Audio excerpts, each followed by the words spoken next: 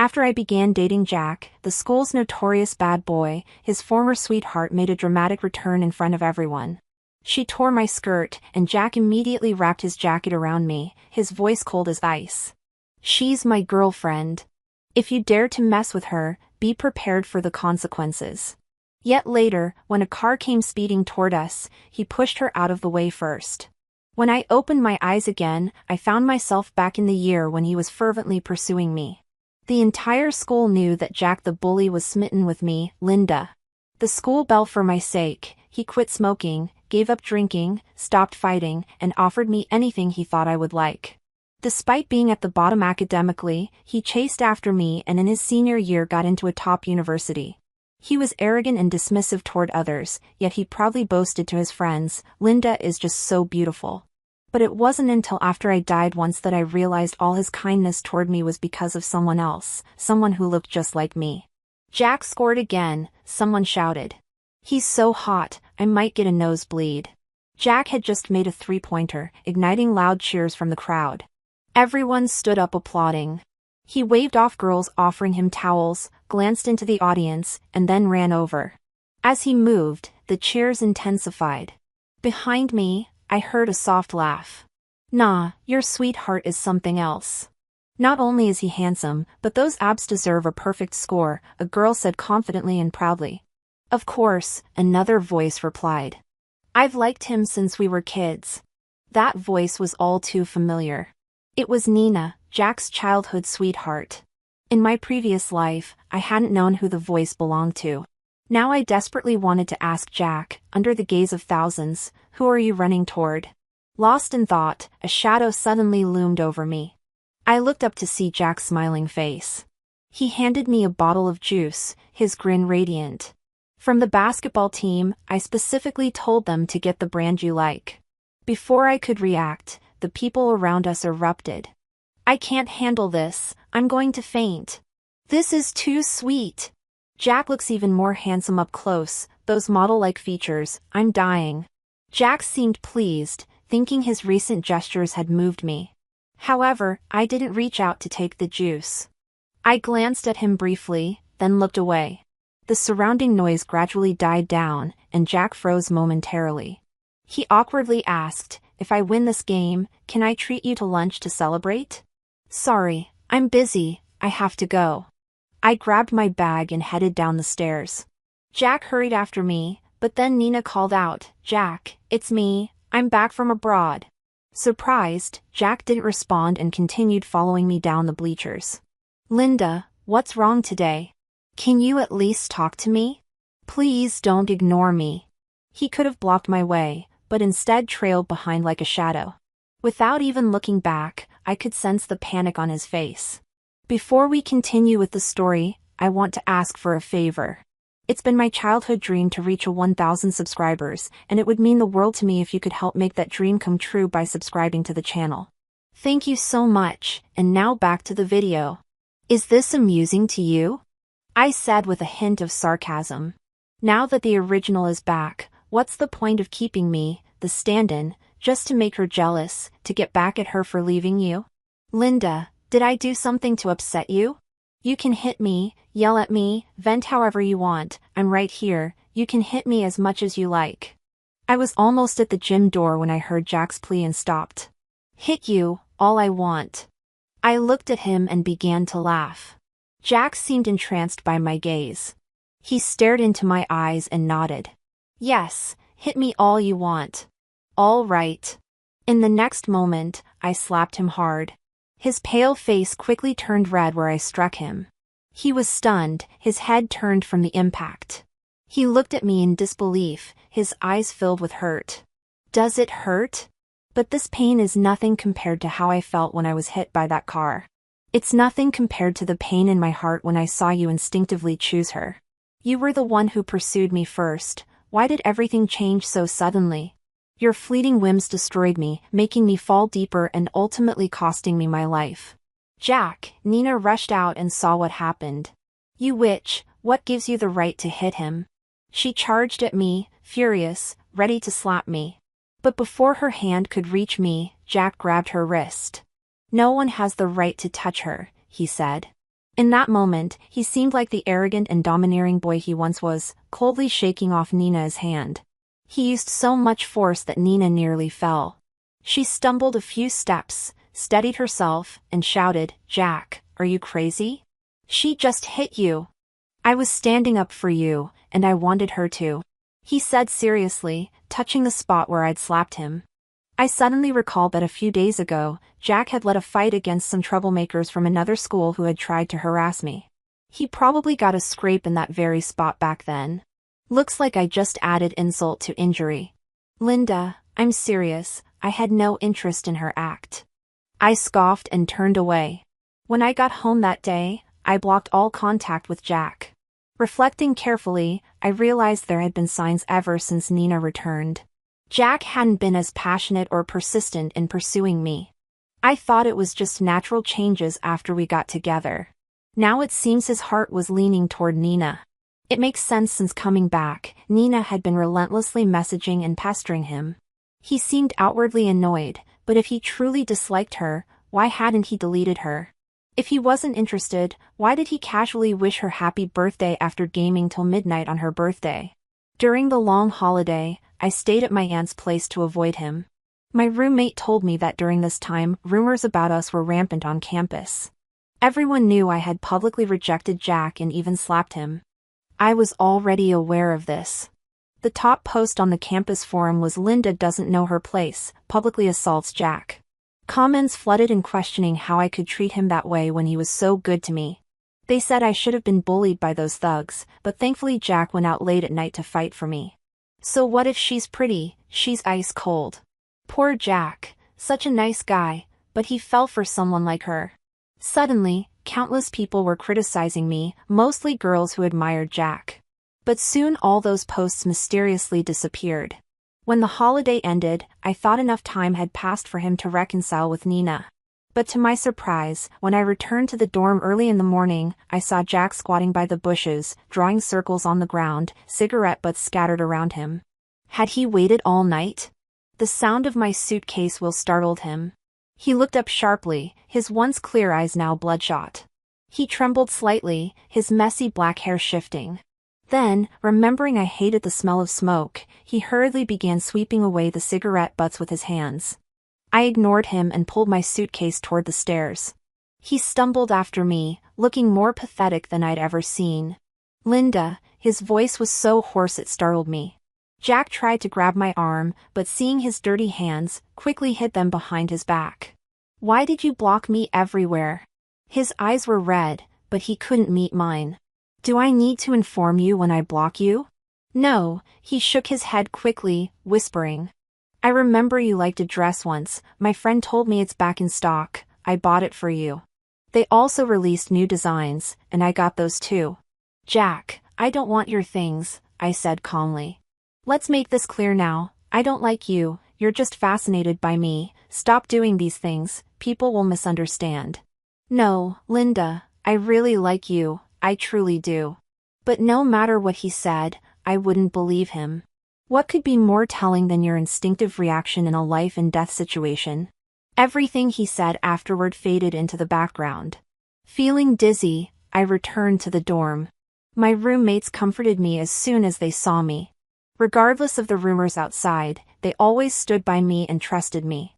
They didn't ask about Jack, instead they prepared snacks, fruits, and warm water, sitting with me.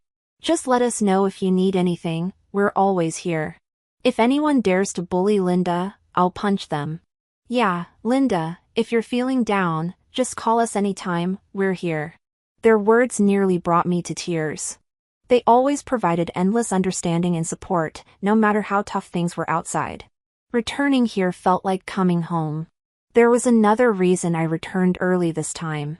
Tomorrow was the school's anniversary celebration, and as the host, I had rehearsed many times before the holiday. I had to be there for the official performance. In my previous life, it was during this very event that Nina publicly tore my dress apart. This time, I wouldn't wait for Jack's insincere rescue. Jack, Nina, everyone who had bullied me, I would make them pay. The next day, while preparing backstage, I suddenly heard a commotion in the auditorium. My co-host went to check it out and came back excitedly. Jack looks especially handsome today and brought a big bouquet. But my eyes went past him, landing on Nina a few meters away. Her eyes filled with malice. I knew today would be a reenactment of my past life's ordeal. Back then, amidst the cheers and applause, as I stepped on stage, Nina had appeared and shattered all my happiness in front of the live camera. She tore my dress apart, leaving me defenseless and exposed. Though Jack rushed to cover me with his jacket, the bone-chilling humiliation carved an indelible mark on my heart. Jack's voice had been icy. "She's my girlfriend. If you dare touch her, you'll pay the price." Yet the person who started it all got off scot-free. For a long time after, I had nightmares, crying whenever I thought about it. The forums were filled with my photos and rumors, while the culprit received nothing more than a mild scolding from teachers. She continued her reckless ways, even sending me taunting messages late at night. "Linda, what's wrong?" A clear yet slightly cold voice snapped me back to reality. I looked up to see a strikingly handsome young man watching me. I recognized him. It was Felix, the main organizer of the event and the student council president. I heard he's the son of a high-ranking official, low-key and reserved, completely different from the wealthy and brash Jack.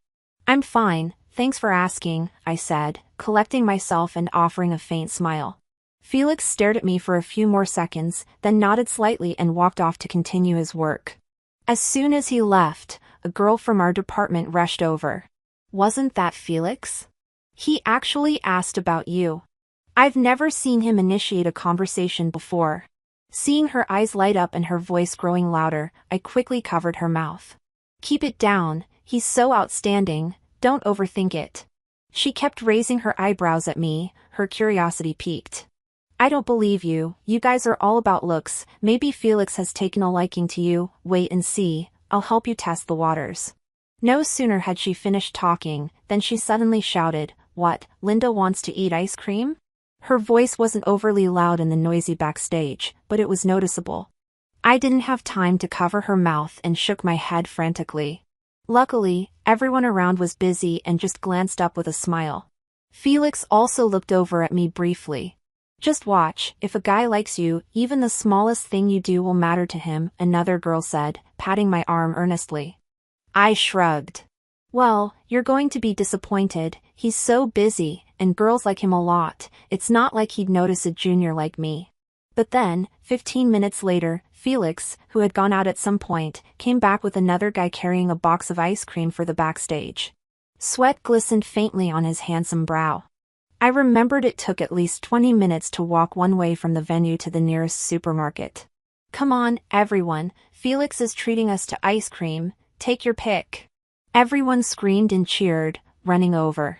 Maybe it was just my imagination, but it seemed like Felix looked at me specifically. I didn't have much of an impression of Felix before, our interactions were limited to work. Coincidentally, I was always on the same team as him every time we divided tasks. I actually liked it because if he was on the team, I didn't have to worry. He always took care of everything excellently, offering me lots of learning opportunities. As I ate my ice cream, I thought maybe this senior really looked after his juniors well. But liking me? No way. He was always surrounded by campus beauties and had no shortage of admirers. There was no way he'd be interested in someone like me. Soon, the audience filled the venue, and the school anniversary performance officially began. Just like before, my partner and I walked out from backstage, greeted by cheers and camera flashes as the spotlights focused on us. For some reason, I glanced to the side. In the shadow of the lights, Felix stood there quietly, holding up a camera toward me. My heart suddenly started beating faster. A bubble blown by a fan burst against my face, and I followed the planned route to interact with the audience. The next second, a lurking figure shot out from between the seats. My dress's neckline was already wide and extended to both sides, and the fabric was thin. If she used enough force, she could tear it wide open. But Nina miscalculated. She thought I would keep walking, but I stopped just short of her. A commotion erupted in the audience. I had warned my roommates that Nina might try something. Seeing this, they angrily pushed Nina away under the cover of the crowd. Nina failed to land her blow and instead hit the stage hard, her forehead immediately wrying, nearly exposing herself in the process. Girls around started screaming. Felix quickly brought some guys over and dragged Nina away. As he passed by me, he whispered, "Don't worry, just keep hosting, I've got this." I nodded and quickly regained my composure, taking control of the situation as a host should. Jack observed everything from the side, his dark eyes holding a complexity I couldn't decode. He placed down the flowers he was holding and seemed to want to follow Felix out, but ultimately sat back down. A while later, when I looked at him again, his head was bowed, and the large bouquet lay on the ground beside him. He must have never guessed that his sweet, proud sweetheart could do such a thing, so embarrassing and pathetic. But it didn't matter, he would forgive her just like before. Even if he took off his jacket to cover me, he would only give a warning and do nothing else. My pain was all seen by him, he would sympathize with me, but couldn't do anything to Nina. She was his first love, the one who held a special place in his heart. Anyone else would just be secondary. Turning back to the stage, I closed my eyes tightly. The last event of the anniversary was a masquerade ball. Last time, I didn't participate and cried endlessly back in my dorm. If Nina hadn't shown up, maybe I would have danced with Jack. But now, as I watched Jack absent-mindedly put on his mask, I felt no desire to dance with him. Classmates joyfully rushed onto the stage, nervously searching for their partners. I put on a rabbit mask, planning to slip away in the chaos. Just when I thought no one would recognize me and I could sneak off, a figure in a wolf mask walked through the crowd toward me. In the vast bustling hall, he headed straight for me, almost as if by magic. I froze in place. I watched his lips curve into a smile as he declined invitations from other girls and bowed before me. "Miss Bunny, may I have this dance?" he asked, bending gracefully and extending his hand. His voice, usually cold and aloof, had a hint of barely noticeable nervousness.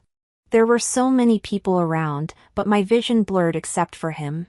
His fingers were long and soft, with a small mole on his right thumb.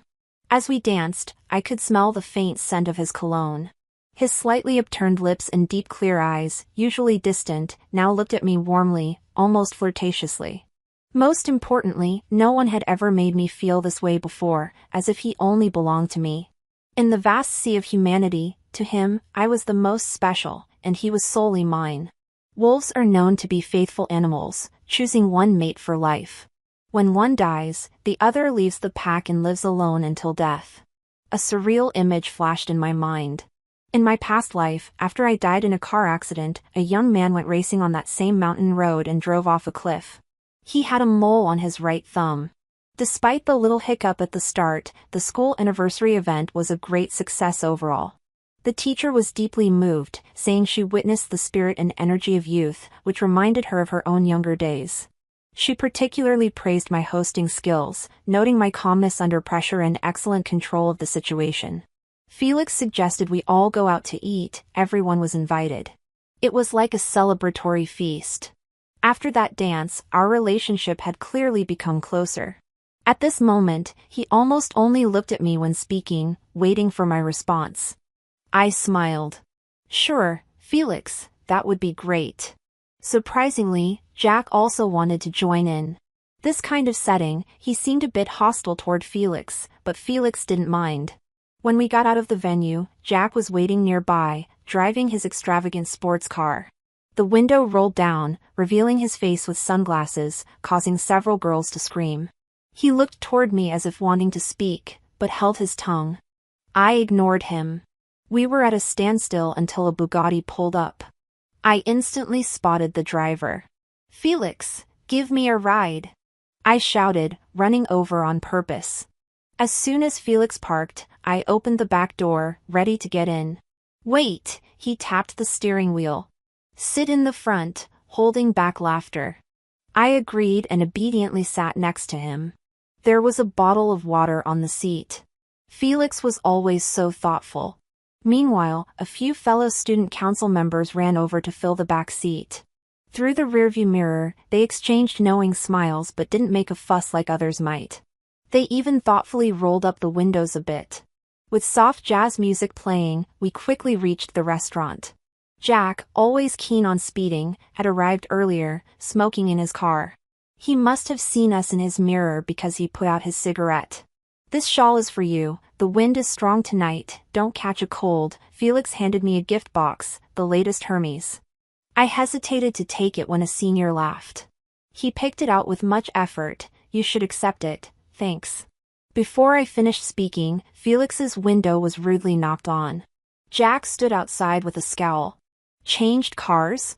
He sneered, interested in cars now, huh? Drag race if you're man enough. To me, this behavior was utterly childish. I was sure Felix wouldn't react. He was always calm and rational, never out of line. Just as I was about to decline on his behalf, the driver's window rolled all the way down. Felix actually turned to Jack with a smile. Okay. When the engines roared and I saw both cars speed off, I snapped out of my shock. Have they lost it? I felt like killing Jack. I couldn't help but curse. Jack clearly wasn't interested in a fair race. He kept trying to bump Felix's car on these treacherous mountain roads. A mistake could mean crashing over the guardrail. I'd seen Jack's reckless driving before, and Felix was stuck with him closely chasing. But just when I thought Felix would be trapped behind at the next turn, he suddenly accelerated, making a sharp drift. The screech of brakes echoed through the air. Even Jack, a daredevil, didn't dare overtake. You're crazy! Jack shouted, seeing victory at hand. Jack fell way behind, cursing loudly. It was a close call. Had Jack not braked in time, Felix would have been gambling with death. I'd never seen his calm and composed side be this wild. Next to him, Jack looked insignificant. I stood there trembling, hearing a senior's voice. He's always been a bit crazy, he paused, his smile fading a little. But being crazy for what he wants to protect, well, that's worth it. I just hope the one he wants to protect will know. Jack lost. He got out of his car with a dark face. While I was already grabbing Felix's hand, tears welling up. See, I'm fine. Felix looked at me gently, his long fingers touching my nose. Stop crying, your makeup will smudge. A flash of memory hit me. In my freshman year, a senior sister in the student council always bullied me. Once she deliberately stalled me from getting a signature. I was near tears standing there while she chatted and laughed on the phone. At some point, Felix arrived. He looked upset, his dark eyes cold. The senior sister was visibly startled, hurriedly getting back to work. I stood there with my head down, not in the mood to greet him, and it felt like he just quietly watched me. Merry Christmas, he suddenly spoke. Thanks. Before the senior could finish her words, Felix handed me a gift. Linda, remember to open it tonight. That moment stayed with me for a long time. He seemed indifferent, even his voice bland, yet it conveyed such warmth. I thought maybe it was a gift for all student council members. Later, I saw notice on the school bulletin board that the senior sister was unanimously voted out for misconduct. Clutching Felix's arm like an accessory, I followed him into the private room. After what happened, I was truly scared of losing him. I didn't want him away from me for a minute. Throughout the meal, I stayed close, and every time he spoke with someone else, he couldn't help but smile. The drag race had scared me more than him. My hands shook, and Felix, noticing, kept helping with the food. We were so in sync that he would serve any dish I glanced at. But the previous tension made me drink more water than eat. Midway through, I couldn't hold it and needed the restroom. I'm going to the restroom, I said, getting up. As I left, I heard a senior sister's voice. Your junior is really cute. Felix seemed to chuckle. Thanks, she's always been cute. My face turned red. I couldn't help blushing when facing Felix. Quickly, I closed the door and ran, face covered. I turned on the faucet and washed my arms with cold water. Felix's image from earlier popped into my head, his sharp and handsome profile, his Adam's apple moving slightly when he spoke. When he put the drumstick in my bowl, he gently asked, "Want anything else?" Even while talking to others, he'd continue to serve me food and remind me, "Careful, it's hot." In that moment, I was already thinking about what we'd name our kids in the future. As I turned around, daydreaming with my head down, I suddenly bumped into a hard chest. A warm hand grabbed my wrist, steadying me before slowly letting go. It was Jack. Can you give me a reason? His fingers tightened then loosened. Why did things change between us? I wanted to laugh. Yeah, There was a time when I wanted to ask the same question. Jack, let me ask you something. I looked at him. Back at that concert in the schoolyard, when you asked for my contact info, was it because I looked like someone else? His eyes flickered. Okay, I already know the answer. I turned to leave, but he blocked me. I admit it, at first I approached you because you looked like someone I liked since childhood, but later I genuinely fell for you because of who you are, Linda. Believe me, I know my feelings now. I just like you, only you. I lowered my eyes and laughed. Jack, if something starts with a mistake, it shouldn't continue. I once thought I saw sunshine and light brought by you. Little did I know that light was cheap and common. Jack would never know that on the day of the accident, I was so happy to have a hand-woven scarf for him. If the accident hadn't happened, I should have put that scarf around his neck myself. I walked out of the bathroom alone. Jack didn't follow. Surprisingly, Felix was waiting outside for me. We didn't mention what happened earlier, he didn't ask, and I didn't say. But our hands quietly intertwined, feeling the warmth of each other's palms so naturally. We were together without formal confessions or promises, already sure of each other's hearts. I suddenly wanted to ask him a question. Felix, when did you start liking me? He looked ahead, the corners of his mouth lifting slightly. A long time ago, I noticed you were a strong and persistent girl. Even when you were the last one on duty, you checked everything carefully before leaving. It seemed like every time I was on duty, I'd see him on my way home. I had to admit, knowing he was behind me made the dark path not so scary.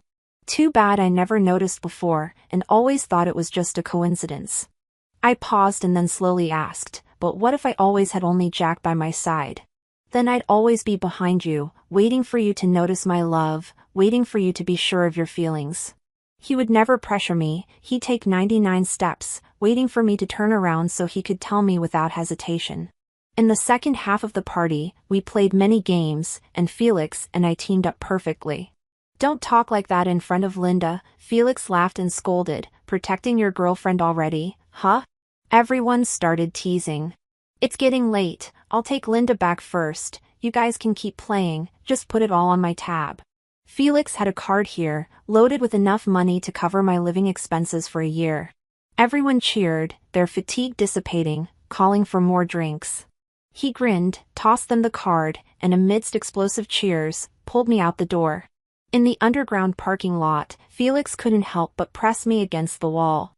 Linda, my girlfriend, his Adam's apple bobbed fiercely, his beautiful eyes shining in the dim light. As we got closer, my breathing quickened. Felix, my boyfriend, as soon as those words left my mouth, he kissed me as if he lost control. His hand cupped the back of my head, pressing me against the wall, hugging me tight. The kiss was deep and lingering. It wasn't until we heard the sound of cars in the distance that he reluctantly let go. Girlfriend, his voice was raspy. From now on, you're mine. I buried my head in his chest. Linda belongs to Felix now. Just under my ear was his heart beating loudly. I could hear his confession clear and unending. I'm yours too, everything of mine is yours, I love you, Linda. That night, the campus forum was bustling again. The headline was I got a girlfriend, online giveaway time. It was then I found out Felix was the forum admin. No wonder all the negative remarks about me disappeared so quickly. I used to think it was a system glitch. The excitement lasted for days. Meanwhile, I was walking through campus looking at my phone when someone suddenly appeared from the side. Linda, you have no shame, Nina spat, dark circles prominent under her eyes. If I hadn't left Jack, you'd never have had a chance, must feel good ditching Jack for Felix. I continued walking, ignoring her tirade, but she persisted. Jack was devoted to me, he gave me all his money, learned basketball because I loved basketball stars, and picked up everything I was into during middle school. When I was upset, he'd talk to me all night and even go out of his way to bring me food. She went on about catching him visiting her social media late at night. Just like before, she was trying to provoke me. I simply replied, oh. Stopping in my tracks, I turned to her. Nina, it's not Jack you care about, you enjoy the attention he gives you. She looked taken aback, momentarily speechless. It's sad really, one of you is lost in a fantasy world, refusing to step out, while the other craves constant admiration, but neither of you should trample on someone else's genuine feelings. Nina stood there at a loss for words. Just then, I received a message from a friend on Instagram inviting me to dinner. Smiling, I said, "I'm done here, I'm off to meet my boyfriend." Little did I know, fate had other plans. As Felix and I strolled down the street after a delightful hot pot dinner, the evening breeze was gentle, and the moonlight cast a soft glow. Everything in his eyes was bright and clear. Unfortunately, we crossed paths with Jack and Nina, both looking less than pleased. "I never thought you'd choose him," Jack murmured sadly. "What's so special about him? I've been pursuing you for so long." "Jack, do you understand the difference between us?" Felix addressed him directly for the first time. "You don't truly know her, you're in love with an image of her. With me, she can be herself, flaws and all, and I'll protect her from anything." Suddenly, a blinding light flashed, accompanied by the screech of brakes. The scene eerily mirrored the accident from my past. Panicked shouts, a driver's terrified expression, dust swirling in the air. "Linda, watch out!" Both Jack and Felix pushed me aside just in time. Thankfully, no one was seriously hurt. I fainted from shock. The two of them had minor scratches, but Nina suffered 3 broken ribs. Fortunately, no vital organs were affected. The antiseptic scent of the hospital stirred me awake. Opening my eyes slightly, I saw Jack holding a fruit basket while Felix sat nearby, carefully peeling an apple. "I concede, you win," Jack said softly, his usual bravado gone. "Last night, I tried to protect Linda, but you risked yourself entirely. People think I'm reckless, Felix, but you're the real madman." Felix focused on the apple. "She'll wake up soon, stay and have something to eat with us," he suggested gently. "No, she probably doesn't want to see me. I'm truly sorry for all the pain I've caused her." Jack set the fruit basket down and headed for the door. Pausing, he gave a bitter smile. "I know money isn't an issue for you, Felix, but I covered the hospital bills this time. Beyond that, I don't know what else I can do for her."